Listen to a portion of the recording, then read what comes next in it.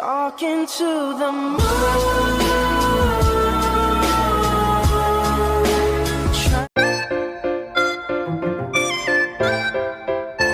Trabaho, no? Na inaasap-asap mo.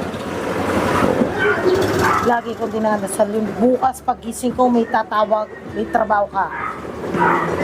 Bukas may tatawag or may pupunta rito, susundin ako, may trabaho ka. Yung ganun ba, yung bibiglayin ako na, alika na, taping ka, ganun. Feeling ko pinagkakait sa akin ng trabaho. Hindi naman. Ano mo na isipin yun? Ano kaya nga sabi ko, Oo. ano kaya ang number ni Yogi Diaz para siya nang gawin kong manager nang sa ganun magkaroon ako ng mga racket dyan. Hindi ko kasi maano yung ano ni Yogi Diaz hindi ko alam Ano, baka nanonood si Ogie. Oh. Sir, Madam Ogie, ano ba? Puntahan mo ako rito or di kaya tawagan mo ako sa aking cellphone nang sa ganun magkaroon na ako ng racket, ikaw ng manager ko. Kung gusto mo magkapirmahan pa tayo bilang manager talent. Kaya manawagan mo. Kailangan ko ng trabaho. Badly needed nga Oh, at this point, no? Kailangan talaga. Kailangan talaga trabaho. Oh, hayaan mo. Hintay-hintay lang tayo. Baka dumating din yung blessing na yan, Whitney. Oh, anyway, thank you. Thank you so much, ha. Maraming salamat. At pagdarasal ko na sana ay magkaroon ka na ng trabaho sa lalo madaling panahon. Oo, kailangan. Kaya yan. Hintay-hintay lang tayo. Di ba? So magandang buhay mga kapatid, this is G. Franco Vlog na bumabati ng magandang buhay. So isa na namang re-reaction natin ang isa na sa showbiz na si Whitney Tyson.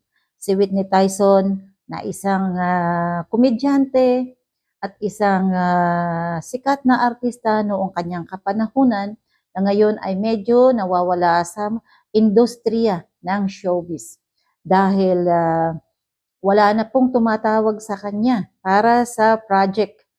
Isa siya sa sikat na nagpasaya sa atin sa Probinsyano. Ayan, EPJ ng Probinsyano na kung saan ay kasama niya ang sikat na director idol natin, Coco Martin.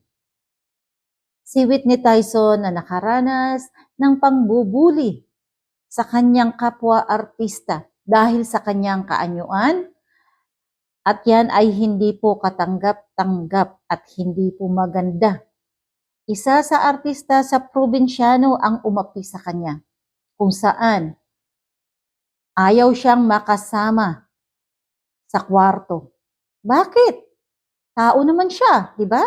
At mabait si Whitney Tyson na tubong Sambales, Subic Sambales, at ngayon ay naninirahan sa Bulacan. At siya ay nanirahan din sa Angeles City, kung saan ay uso pa ang mga Amerikano noong kapanahunan ng kanyang nanay. Nakilala ng kanyang nanay sa Angeles City ang kanyang tatay na black negro din po. At hindi po nahihiya si Whitney Tyson kahit sabihin siyang negra. Dahil ang sabi nga niya po ay yan ang katotohanan ng buhay. So, nananawagan siya kay Coco Martin, kay Ogie Diaz, na baka naman po may maibigay na proyekto kahit na katulong. As in, talaga naman po lagi ang kanyang role ay katulong, alalay. At alam niyo po ba kung sino ang kanyang karamay sa set ng Probinsyano? Si Aramina. Si Aramina na isa ring karakter doon sa FJ ang Probinsyano. So, ayan po, mapapanood natin na ini-interview siya ni Julius Babaw na concern at gustong mabigyan siya ng project. Tumutulong si Julius Babaw. So, kaya nga po guys, sa buhay industriya, pag-showbiz ay talaga pong kapag hindi ka sikat at wala kang kakayahan, wala kang pera, aapi-apihin ka lang po pag pumasok ka sa showbiz. Pagdadaanan mo ang parang butas ng karayom. Hindi po basta-basta ang pinagdadaanan ng mga baguhan. Alam ko po yan kasi ang anak ko ay isang artista din po. Pero ngayon ay nagpo-focus siya sa pagtuturo ng football. Dahil nga po kapag hindi ka po kilala at wala ka pong maayos na hindi mayaman ang iyong manager, ay itsapwera ka sa buhay showbiz. Ang mga nakikita nyo po, ang mga sumisikat, ay ang mga anak ng mga sikat na artista din po. Di po ba? Tama po ba? Pero kapag wala kang pangalan, pumasok ka sa industriya, aapak-apakan ka lang. Tulad ni Whitney Tyson, mahilig siyang maglakad-lakad doon sa tabi ng dagat, doon sa shooting ng lumang palabas noon na teleserye sa Pilipinas.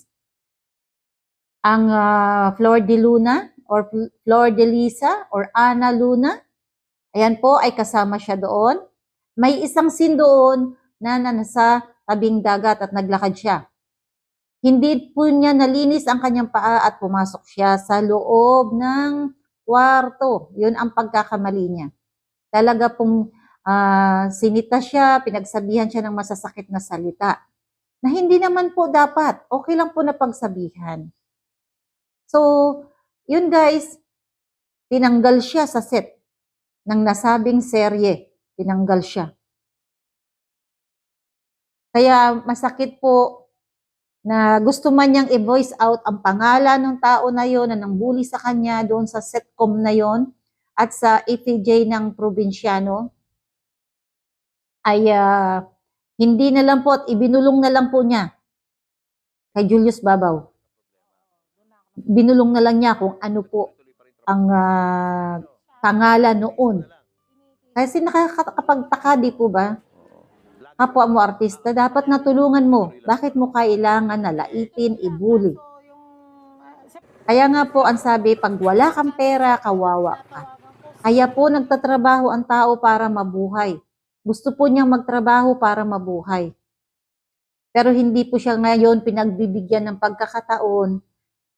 Isang taon na po siyang nabakante. Mabubuhay po ba tayo sa ganun lang? May mga nagbibigay sa kanya, pero sapat po ba? At may siyempre po tao tayo nagkakasakit, kumakain. Kaya kailangan natin ng trabaho at pangtustos sa ating panggamot at pang-araw-araw. At may nanay din po siya na kasamang binubuhay. Kaya sana po makarating kay Director Cuco Martin, idol natin yan sa FPJ, at si Ogie Diaz.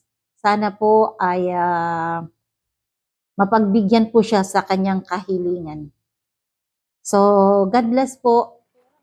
At naway pagpalain po tayo ng poong may kapal. Nagkakasakit dahil ako nga may kiramdaman na wala naman akong pera. At sana dumating na rin yung trabaho, no? Na inaasam-asam mo. Lagi ko dinadasal yun. Bukas pagising ko may tatawag, may trabaho ka.